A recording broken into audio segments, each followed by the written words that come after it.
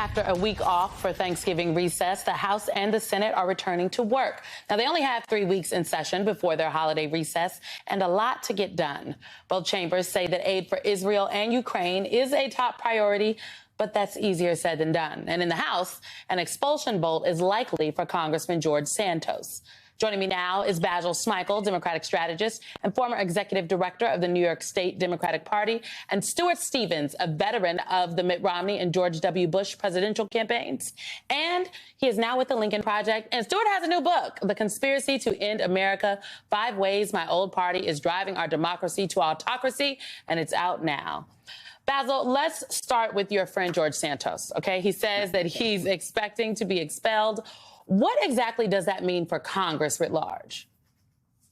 Well, if you think about why they sort of kept him in office, it was because they needed some votes and were concerned that any opportunity to push him out would result in a Democrat winning that seat. Guess what? The Democrats probably going to win that seat no matter what.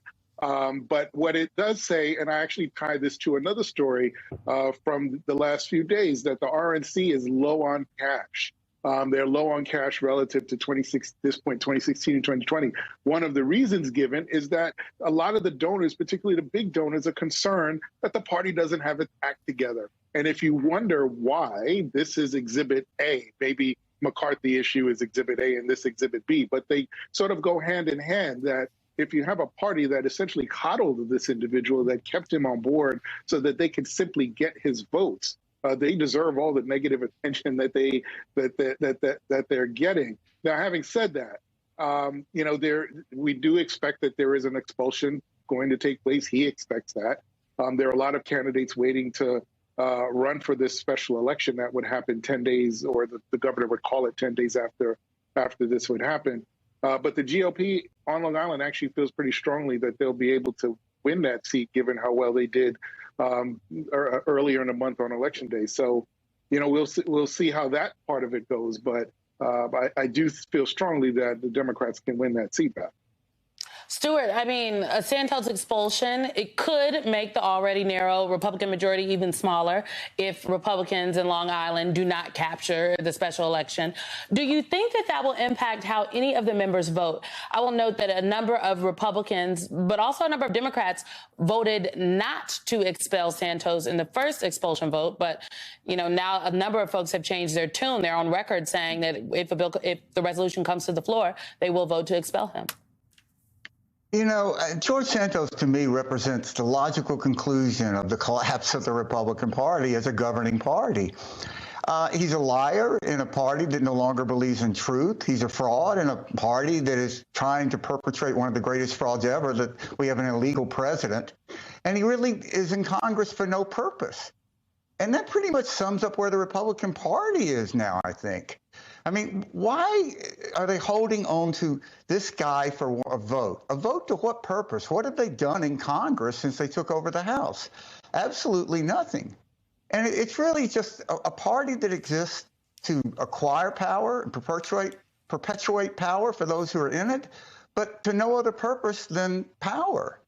And that's a party that really is not a traditional American party. It's more like a syndicate or a cartel.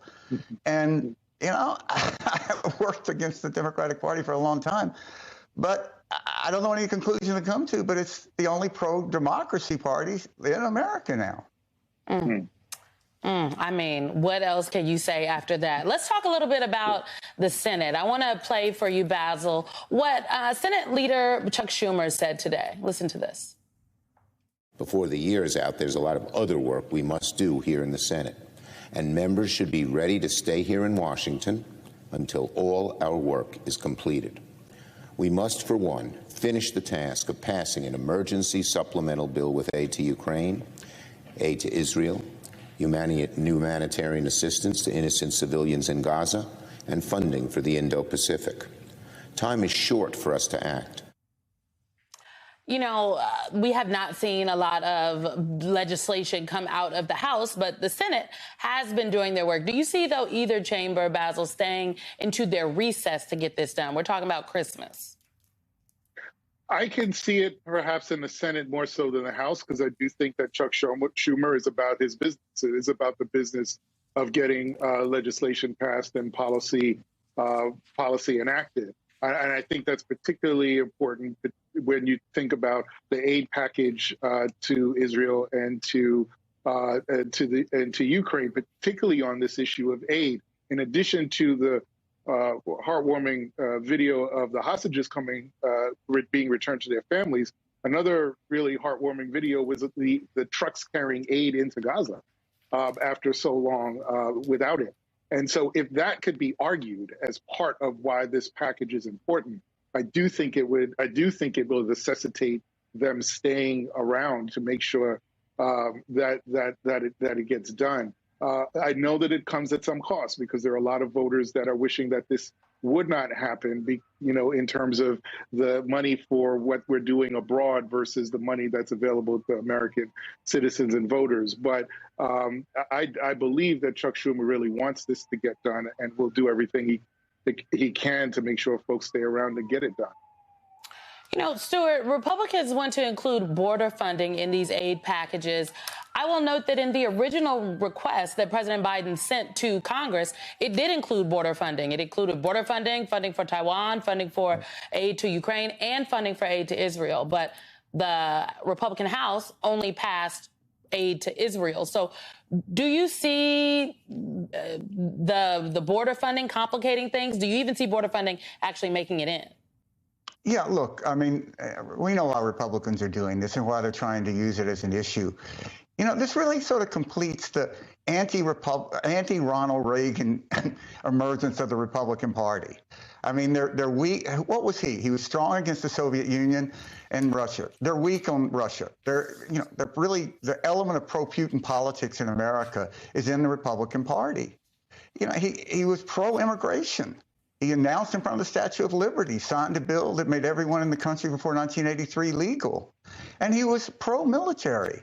And what's happening with holding up, what Tuberville is doing, is tremendously anti-military. And everybody in the military says that.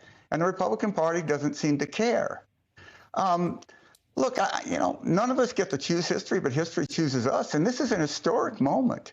If Russia wins the war in Ukraine, if we falter as an ally to Israel, these are generational shifts. And I think the Senate stands between this tradition of American strength and really a sort of Republican failure to recognize the moment.